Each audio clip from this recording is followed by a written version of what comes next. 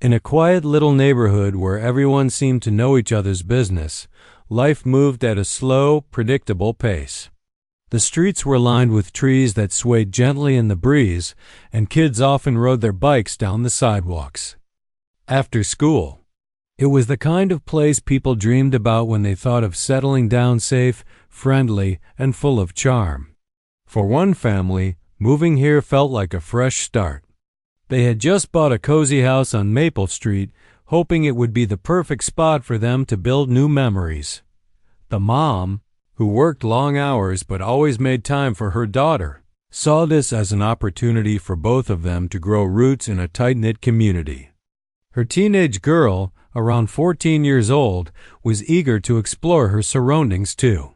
She loved swimming and couldn't wait to try out the sparkling communal pool that sat right in the heart of the neighborhood. With its crystal-clear water and lounge chairs scattered around, it looked inviting every time they drove past it. On weekends, families gathered there, laughing and chatting while their kids splashed around. There were clear rules posted near the entrance: sign-in sheets, guest passes, and specific hours when the pool could be used. The mom made sure her daughter understood all of these before letting her go alone. "This is our chance to meet people," she told her daughter. "Be polite, follow the rules, and enjoy yourself." One sunny Saturday afternoon, the daughter decided to take advantage of the beautiful weather.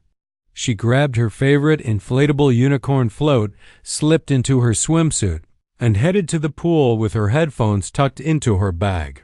When she arrived, everything seemed normal. A few kids were playing water volleyball, and some adults lounged nearby, soaking up the sun. She signed in like she was supposed to, got her wristband from the lifeguard, and found herself a quiet corner of the pool to relax.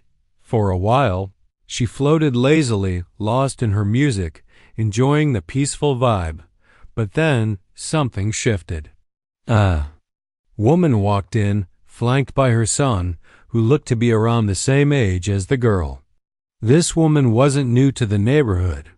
In fact, she'd lived there for years and was infamous among residents for being overly involved in the homeowners association, HOA. Neighbors whispered about how controlling she could be, always quick to point out mistakes or enforce rules, sometimes even making up ones that didn't exist. Everyone knew her name, though no one dared say it aloud unless absolutely necessary. As soon as the woman spotted the girl floating happily in the deep end, her face tightened. Without hesitation, she marched over, her heels clicking against the pavement. Her son trailed behind her, looking uncomfortable but not daring to speak. The woman stopped at the edge of the pool and crossed her arms, glaring down at the teenager. "What are you doing here?" she demanded sharply, breaking the calm atmosphere. Startled, the girl pulled off her headphones and blinked up at her. "I'm just swimming," she replied, confused. "I signed in and got my wristband." The woman didn't seem satisfied. Instead, she launched into a tirade about how the pool belonged to real residents, not newcomers like the girl, and insisted that her own son deserved priority because he was training for regional competitions. According to her, the deep end was his territory, and anyone else using it was taking away from his hard work and dedication. The girl tried explaining again that she hadn't broken any rules, but the woman wouldn't listen. She huffed loudly, muttered something under her breath about entitled outsiders, and stormed off, leaving the girl bewildered and embarrassed. Though the rest of her time at the pool passed without incident, the encounter stayed with her. She couldn't shake the feeling that she'd done something wrong, even though she knew she hadn't. Little did she know, this was only the beginning of a much bigger problem, one that would spiral far beyond a simple disagreement over pool space. The rest of the day passed quietly for the girl, but she couldn't shake off the unsettling feeling that had settled in her chest. She tried to push it aside, telling herself it was just a random encounter with an overly strict neighbor. After all, She hadn't done anything wrong. She'd followed every rule and stayed within her rights. Still, something about the way the woman had glared at her felt personal, like she'd crossed some invisible line without even realizing it. That evening, as the sun dipped below the horizon and painted the sky in shades of orange and pink, the girl returned home. Her mom greeted her with a smile, asking how her afternoon had gone. "It was fine," the girl said hesitantly, pausing for a moment before adding, "except this one lady got mad because I was in the deep end." She recounted the incident, trying to downplay it so her mom wouldn't worry.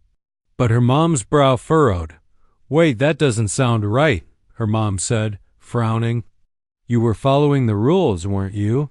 "Yes," the girl insisted. "I signed in, got my wristband, and didn't bother anyone. She just acted like I wasn't allowed to be there." Her mom shook her head, clearly frustrated on her daughter's behalf. "Some people think they own the place just because they've lived here longer," she muttered. They talked about it for a few more minutes before deciding to let it go. It seemed like a small thing, a minor annoyance that would blow over by morning dot, but at DIDN single quotes T dot later that night. As the family sat together eating dinner, there was a knock at the door. The sound echoed through the house, sharp and unexpected. The mom got up to answer it, wiping her hands on a dish towel. When she opened the door, 2 police officers stood there, their expression serious. "Good evening, ma'am," one of them said politely. "We're looking for your daughter. Does she live here?" The mom froze, her mind racing. What could this possibly be about? "Yes, she does," she replied cautiously. "Is everything okay?" The officer nodded but didn't soften his tone. "We received a complaint from a resident alleging trespassing and misuse of private property. Could we speak with her, please?" Trespassing? Misuse of private property? The words hit like a punch to the gut. The mom stepped aside to let them in, her heart pounding. This had to be some kind of mistake. Once inside, the officers explained that someone had reported the girl for using the pool without permission and refusing to leave when asked. According to the complainant, she'd caused a disturbance and needed to be held accountable. The mom listened carefully, her frustration growing with each word. Finally, she spoke up. "My daughter has every right to use the pool. We're members of the HOA, and she followed all the rules. Whoever made this complaint is mistaken or lying." The officers exchanged a glance but didn't argue. One of them pulled out a notepad and jotted something down. "We'll need to investigate further," he said firmly. "In the meantime, make sure she understands the rules moving forward. If there are no issues, this won't go any further." After they left, the house fell silent except for the hum of the refrigerator in the kitchen. The mom turned to her daughter, who looked pale and shaken. "Don't worry," she reassured her. "We'll figure this out. You didn't do anything wrong." But the mom wasn't about to let this slide. She knew exactly who was behind the complaint, the same woman who'd confronted her daughter earlier that day. Fueled by anger and protectiveness, she decided to pay the woman a visit. She needed answers and maybe a chance to set the record straight. When she arrived at the woman's house, the lights were still on, spilling warm yellow beams onto the porch. The mom knocked firmly, her jaw tight with determination. After a moment, the door opened, revealing the woman herself. She looked surprised to see her visitor but quickly masked it with a smug expression. "What can I do for you?" the woman asked coolly, leaning against the doorframe. "You know why I'm here," the mom shot back. "Why did you call the cops on my daughter? She hasn't broken any rules." The woman shrugged, as if the whole thing bored her. "She shouldn't have been in the deep end," she said dismissively. "That's where my son practices. He deserves priority. You wouldn't understand since you're new here." The mom stared at her, incredulous. "Deserves priority? Are you serious right now? The pool is for everyone." My daughter has just as much right to use it as your son does." The woman's eyes narrowed and her voice took on a sharper edge. Maybe if you taught her some respect, she wouldn't get into trouble. Newcomers always think they can come in and take whatever they want. That was the last straw. The mom clenched her fists, struggling to keep her temper in check. "This isn't about respect. It's about fairness. Your son doesn't own the pool, and neither do you. Stop treating everyone else like they don't belong here." Their voices rose, filling the quiet evening air. Neighbors peeked out of their windows, curious about the commotion. The argument escalated until the woman slammed the door shut, leaving. The mom standing on the porch, seething with frustration, as she walked back home, her mind raced. How could someone be so unreasonable? And what gave her the right to involve the police over something so trivial? It was clear this wasn't just about the pool anymore, it was about power. The woman wanted to control who belonged and who didn't, and she wasn't afraid to use intimidation to get her way. Back at home, the mom found her daughter curled up on the couch, staring blankly at the TV. She sat down beside her and wrapped an arm around her shoulders. "I'm sorry this happened," she said softly, "but we're not going to let her win. You deserve to feel safe and welcome here, just like anyone else." The girl nodded, though tears welled up in her eyes. "Why? Does she hate me so much?" she whispered, her voice trembling. "She doesn't hate you," her mom replied firmly. "She's just unhappy. People like that try to make themselves feel better by pushing others around. But we're stronger than that. We'll handle this together." And with those words, a plan began to form in the mom's mind. This wasn't going to end with a slammed door and a bruised ego. If the woman thought she could bully her way through life, she was about to learn otherwise. The next morning, the mom woke up with a sense of purpose. She couldn't let this situation slide, not just for her daughter's sake, but for the entire neighborhood. If the woman thought she could throw her weight around and get away with it, then someone needed to stand up and call her out. It wasn't just about one pool incident anymore. It was about setting boundaries and showing that no one person got to decide who belonged in the community. Her first step was gathering information. She wanted to know if other neighbors had dealt with similar issues or if this was an isolated case of over-the-top behavior. So she started knocking on doors, something she hadn't done much since moving in. At first, people were hesitant to talk. Some pretended they weren't home, while others gave vague answers and changed the subject quickly. But eventually, one neighbor opened up. This neighbor, a middle-aged woman with kind eyes and a warm smile, invited her inside for coffee. Over steaming mugs, she shared stories that painted a troubling picture. "Oh, you've met her, huh?" the neighbor said with a sigh, rolling her eyes. "She's been causing problems for years. Last summer, she called animal control on my dog because it barked during playtime. My poor pup didn't do anything wrong, he just likes to chase his tail." The mom listened intently, nodding as she sipped her coffee. The neighbor went on to describe how the woman had once reported another family for parking their car too close to her driveway, even though there was plenty of space, and even tried to shut down a neighborhood garage sale because she hadn't been invited to participate. Each story added another layer to the portrait of someone who thrived on drama and control. "There are so many of us who feel the same way," the neighbor admitted, "but we're scared to say anything. She has a way of making your life miserable if you cross her. You saw what happened with your daughter. She doesn't hesitate to involve the authorities when it suits her." The mom felt a mix of anger and sadness. How could someone have so much power over others simply because they refused to back down? And why had no one stood up to her before now? Determined to change things, she thanked the neighbor for sharing her experiences and promised to keep her updated on what happened next. Later that day, she decided to take her fight to the HOA board. After all, This was supposed to be their job, to mediate disputes and ensure fairness among residents. She sent an email requesting an urgent meeting, explaining the situation briefly but clearly. To her relief, the board agreed to hear her. Out within the week. In the meantime, life at home wasn't easy. Her daughter was struggling emotionally. Word about the incident had spread through the neighborhood like wildfire, thanks in part to the woman's knack for gossip. Kids at school whispered behind her back, calling her names like pool thief and mocking her online. Even the woman's son joined in, posting memes about trespassers and tagging her in cruel jokes.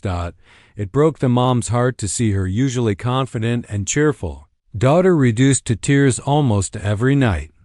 One evening, after finding her curled up in bed staring at her phone, the mom sat down beside her and gently took it away.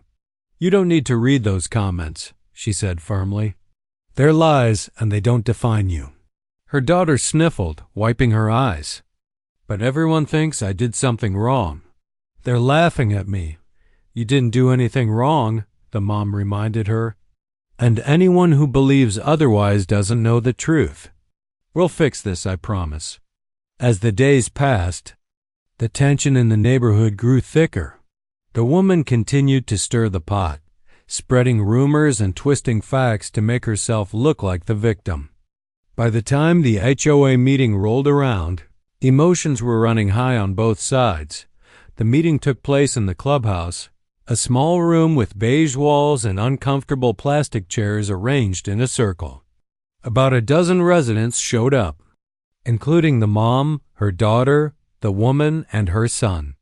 The atmosphere was tense, with barely concealed glares exchanged across the room.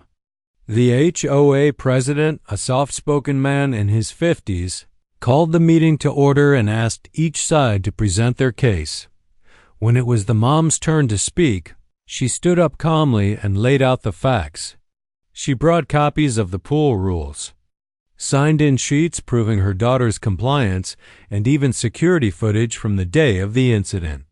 She explained how her daughter had followed every guideline and posed no threat to anyone. Then she addressed the elephant in the room, the woman's tendency to weaponize rules and authority whenever she felt slighted. "She's not just accusing my daughter of breaking rules, she's using fear and intimidation to bully people into doing what she wants," the mom said, her voice steady despite the lump in her throat. "This isn't about fairness, it's about control." The woman didn't take this lying down. As soon as the mom finished speaking, she jumped to her feet, clutching a folder filled with papers. "These are photos showing damage near the pool area," she announced dramatically, holding up blurry images that looked suspiciously edited, clearly caused by reckless behavior. "And let's not forget, my son deserves priority because he's training for regionals. His future is important." Her theatrics might have worked on some audiences, but the HOA board wasn't buying it. One member raised an eyebrow and asked pointedly, "Do these photos prove anything concrete? Or are they just speculation?" The woman faltered, stammering, as she tried to defend her claims. Sensing weakness, the mom pressed on. "If this is really about protecting the pool, why haven't we heard complaints about anyone else? Why target a teenager who's only trying to enjoy her summer?" The argument spiraled into chaos, with voices rising and accusations flying back and forth. Finally, the HOA president intervened, suggesting they bring in a neutral mediator to resolve the conflict. Both parties reluctantly agreed, though the woman looked less confident than she had at the start. After the meeting ended, the mom felt drained but hopeful. For the first time, she saw cracks in the woman's armor. She realized that standing up to bullies wasn't easy, but it was worth it.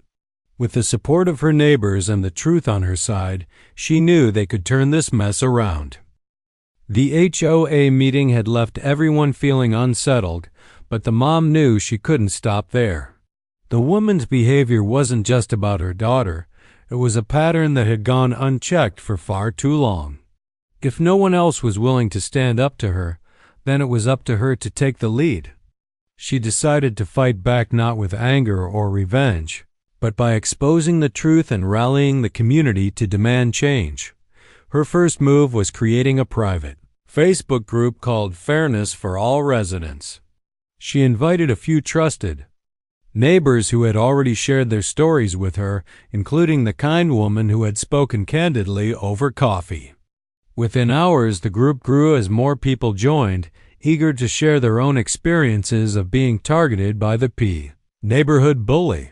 One man recounted how the woman had complained to the HOA about his garden because she didn't like the color of his flowers.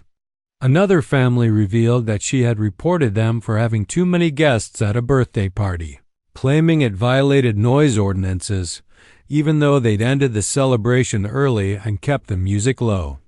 A young couple talked about how she had tried to block their plans to build a fence, simply because it didn't match her vision of what the neighborhood should look like. Each story added fuel to the fire, painting a clear picture of someone who used fear and manipulation to control those around her. What started as a small effort to address the pool incident quickly turned into something bigger, a movement to reclaim the neighborhood from her toxic influence, but the mom didn't stop at collecting stories. She reached out to local news outlets, hoping to shine a light on the situation. At first, reporters were hesitant. Neighborhood disputes weren't exactly front-page material. But when she explained the scope of the problem and provided screenshots of the Facebook group discussions, along with copies of the fabricated evidence the woman had presented at the HOA meeting, interest began to grow. Soon enough, a reporter agreed to visit the neighborhood and interview residents. Cameras rolled as neighbors spoke openly about their frustrations, some for the very first time. One elderly man summed it up perfectly. This isn't about rules, it's about respect. We deserve to live in a place where we feel safe and valued, not scared of what might happen if we step out of line. The woman, however, refused to stay quiet. When she heard about the media attention, she went on the defensive, insisting she was protecting her son's future and maintaining order in the community. In an attempt to justify her actions, she told the reporter, "I'm just trying to keep things fair. People need to earn their place here. They can't expect special treatment just because they're new." Her comments only made matters worse. Viewers saw through her excuses, calling her out online for hypocrisy and bullying. Social media exploded with reactions, with hashtags like #Poolgate and #NeighborhoodBully trending locally. Memes mocking her behavior popped up everywhere, turning what had once been a personal vendetta into a viral sensation. Back in the neighborhood, the backlash against the woman became overwhelming. Neighbors who had previously avoided conflict now felt emboldened to speak out. Some even confronted her directly, refusing to let her intimidate them anymore.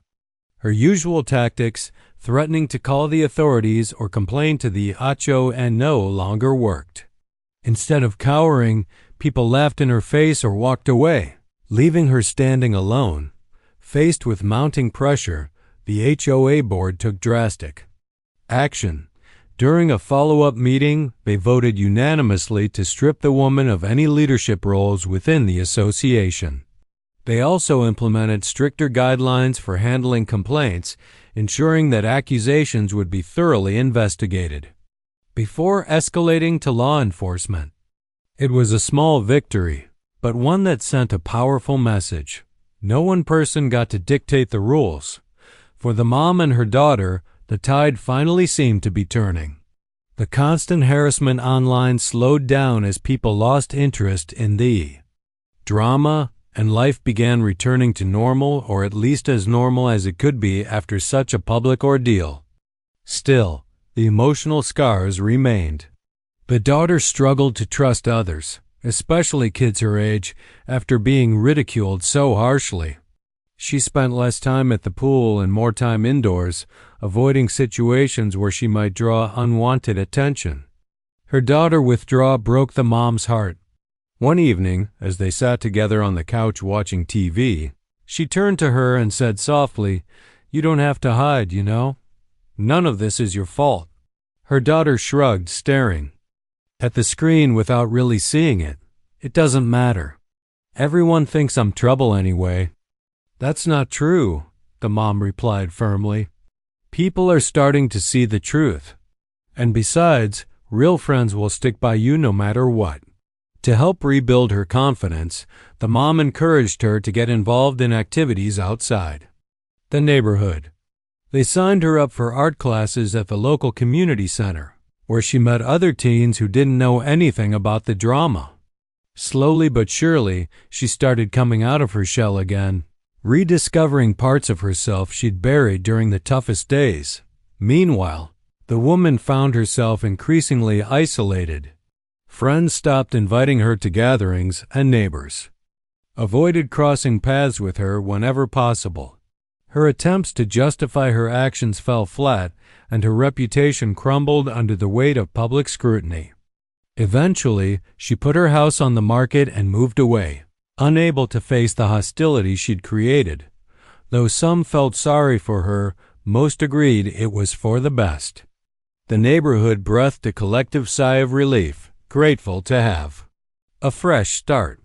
Inspired by the mom's courage, residents came together to organize events aimed at fostering unity and inclusivity. From potluck dinners to charity drives, they worked hard to rebuild the sense of community that had been fractured for so long. For the mom and her daughter, the experience served as a reminder of the importance of standing up for what's right even when it feels impossible. They learned that while conflict can be painful, it can also spark meaningful change. And though the road ahead wouldn't always be easy, they faced it together, stronger than ever. The neighborhood began to heal slowly, like a wound that had been left untreated for too long. The departure of the woman who had caused so much chaos felt like lifting a heavy cloud that had hung over everyone's heads for years. For the first time in what felt like forever, people started talking to each other again, not just polite nods or forced small talk, but real conversations filled with laughter and shared experiences. The mom noticed it almost immediately.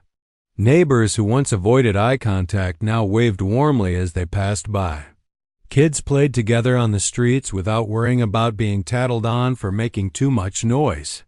Even the pool, which had become a symbol of division, transformed back into the welcoming space it was meant to be. Families gathered there on weekends, sharing snacks and stories while their children splashed around happily. It wasn't perfect. There were still lingering tensions here and there, but it was progress. For her daughter, things weren't quite as simple. The bullying she endured hadn't disappeared overnight, even though the woman behind it was gone. Some kids at school continued to whisper cruel comments, and remnants of the online ridicule lingered in screenshots that popped up occasionally. But instead of letting it break her spirit, the girl decided to channel her pain into something positive. With her mom's encouragement, she joined forces with another teen from the community center, a boy who had also dealt with bullying, and together, they started a youth council aimed at improving communication among residents. Their goal was simple: create a space where young people could voice their concerns and ideas without fear of judgment. At first, turnout was low. Many teens were hesitant to participate, unsure if this was just another way for adults to meddle in their lives. But the girl and her friend persisted, organizing casual meets at the park and hosting fun activities like movie nights and scavenger hunts. Slowly, more kids began showing up, drawn by the promise of connection and belonging. One evening, during one of these gatherings, a younger boy approached the girl shyly. He looked nervous, clutching a crumpled piece of paper in his hands. Can I tell you something?" he asked hesitantly. She nodded, giving him an encouraging smile. "I got in trouble last week because someone said I broke a rule," he confessed, his voice barely above a whisper. "But I didn't do anything wrong." My mom said we should just ignore it, but it made me feel bad." The girl listened patiently, recognizing the same hurt she had felt not so long ago. When he finished speaking, she knelt down to meet his gaze. "You're not alone," she told him gently. "We're going to make sure people know the truth. No one deserves to feel like they don't belong." That moment solidified her determination to keep pushing forward. What started as a personal mission to defend herself evolved into a larger effort to protect others from similar struggles. The youth council grew stronger with each passing week, earning praise from parents and neighbors alike. Adults began attending meetings too, eager to support the next generation in shaping a kinder, more inclusive community. Meanwhile, the HOA worked tirelessly to rewrite its policies, ensuring fairness and transparency moving forward. Rules were simplified, and enforcement procedures were clearly outlined to prevent misuse. Anonymous suggestion boxes were placed around common areas, allowing residents to voice concerns without fear of retaliation. These changes may have seemed small, but they signaled a shift in mindset, one that prioritized unity over control. As summer turned to fall, the neighborhood celebrated its newfound harmony with a block party. Tables lined the street, laden with homemade dishes and desserts. Music played softly in the background, and colorful string lights twinkling overhead gave the evening a magical feel. For the mom and her daughter, standing side by side amidst their neighbors, it was a moment of triumph. They had weathered the storm together and come out stronger on the other side. Later that night, as they walked home under a canopy of stars, the mom put an arm around her daughter's shoulders. "You know," she said thoughtfully, "I used to think this place would never change, that maybe we'd made a mistake moving here. But now, I see how strong we are when we stand together." Her daughter smiled, a genuine one this time. "Yeah, me too. I'm glad we stayed." And really, that was the heart of it all. Staying wasn't easy. It required courage, resilience, and countless uncomfortable moments. But through it all, they proved that standing your ground isn't just about winning battles. It's about creating a better future for everyone involved. The scars of Poolgate would always remain, but they served as reminders of what they had overcome and what they had built together. In the end, the story became less about the woman who tried to divide them and more about the power of community. It showed that even in the face of adversity, people can rise above pettiness and fear to find common ground. And sometimes, the hardest fights lead to the most beautiful victories.